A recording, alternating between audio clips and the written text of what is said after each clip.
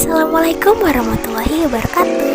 Kali ini bersama saya Najwa Hanifah sebagai perwakilan dari kelompok 2 12 IPS 1 Sosiologi. Jadi pada pertemuan kali ini, kelompok kami ingin menampilkan hasil dari kerja tim kami berupa presentasi sosiologi yang berjudul Faktor Penyebab Perubahan Sosial. Sebelumnya mohon maaf sekali masih terdapat banyak kekurangan di dalam video presentasi ini. Sekian gitu aja. Billahi taufiq wal hidayah. Wassalamualaikum warahmatullahi wabarakatuh. Selamat menyaksikan. Halo, jadi yang pertama kelompok kami bahas ini ada di bagian A, faktor penyebab perubahan sosial. Tahu nggak sih kalau faktor penyebab perubahan sosial ini dibagi menjadi dua kategori? Yang pertama ada faktor internal dan faktor eksternal. Apa ya faktor internal itu? Jadi faktor internal merupakan faktor yang berasal dari diri manusia itu sendiri atau dalam diri manusia itu sendiri maupun individu ataupun kolektif. Yang kedua ada faktor eksternal. Faktor eksternal merupakan faktor yang berasal dari luar diri manusia itu sendiri seperti masyarakat ataupun lingkungannya.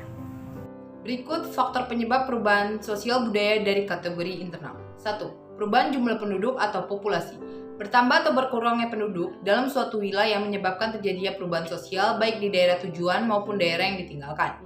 Contohnya, ketika penduduk Pulau Jawa bertambah begitu cepat, maka terjadi perubahan dalam struktur masyarakat terutama lembaga pemasyarakatan dalam wujud aturan atau norma. Sebaliknya, di wilayah yang kekurangan penduduk juga terjadi kekosongan pembagian kerja dan stratifikasi sosial yang mempengaruhi lembaga-lembaga kemasyarakatan.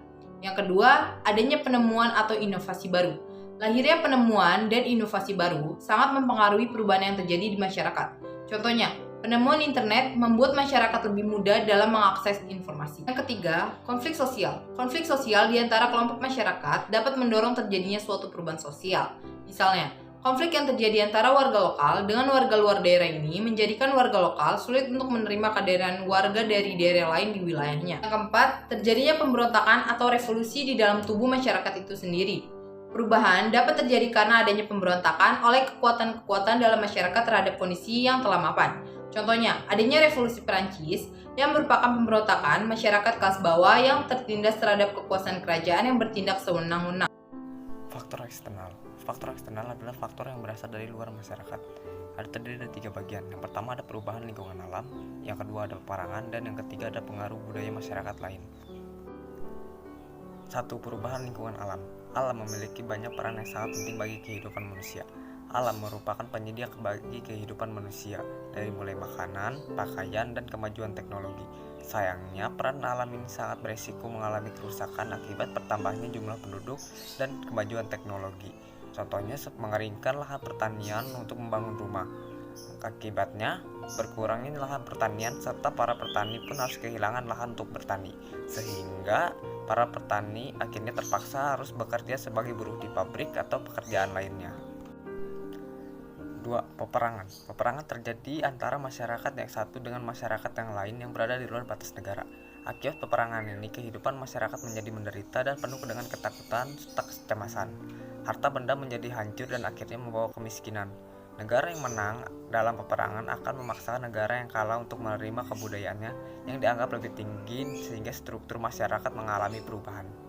3. Pengaruh kebudayaan masyarakat lain. Adanya hubungan sosial yang selalu terjadi dalam kehidupan masyarakat membuat kebudayaan yang satu dengan kebudayaan yang lain akhirnya saling bertemu dengan proses yang sangat baik. Bertemunya tersebut secara asosiatif maupun disosiatif.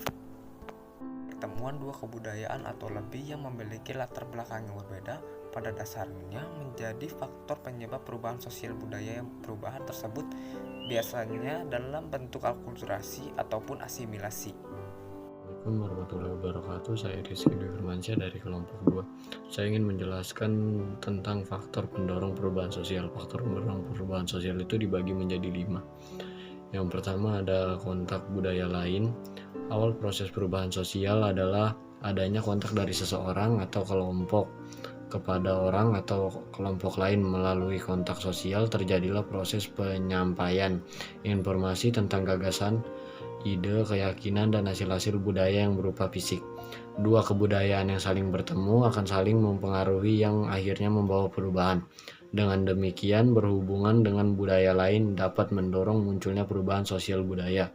Hubungan atau kontak dengan kebudayaan lain dapat dilakukan secara difusi, alkulturasi, asimilasi, dan akomodasi.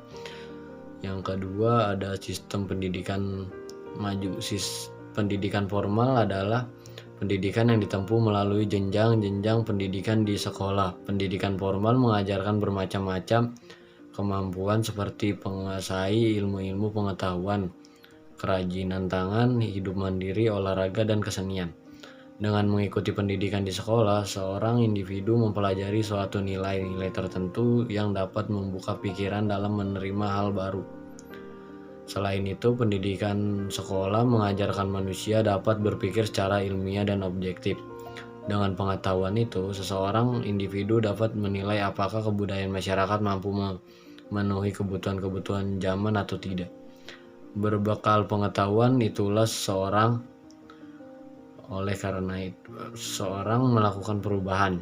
Oleh karena itu, perubahan sering terjadi di kalangan masyarakat yang berpendidikan tinggi. Nama Bayu Eka Saputra. Faktor pendorong perubahan sosial. Yang ketiga, penghargaan sebuah karya. Sikap menghargai hasil karya mendorong seorang individu akan memunculkan penemuan-penemuan baru dalam masyarakat. Wujud sikap menghargai hasil karya seseorang dapat berupa pemberian Nobel atau penghargaan. Selain itu, adanya keinginan untuk maju dalam diri seseorang memicu munculnya perubahan sosial budaya. Perubahan sosial budaya terjadi karena ada rasa tidak puas terhadap situasi dan kondisi saat itu. Karena keinginan untuk mengadakan suatu kemajuan mendorong seseorang melakukan perubahan terhadap situasi dan kondisi yang ada.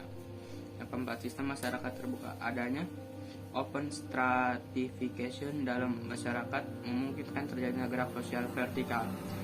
Situasi kondisi ini memberikan kesempatan seseorang untuk menempati strata yang lebih tinggi melalui kerja keras dan melakukan perubahan-perubahan. Seseorang individu mencapai kemajuan diri guna meningkatkan strata.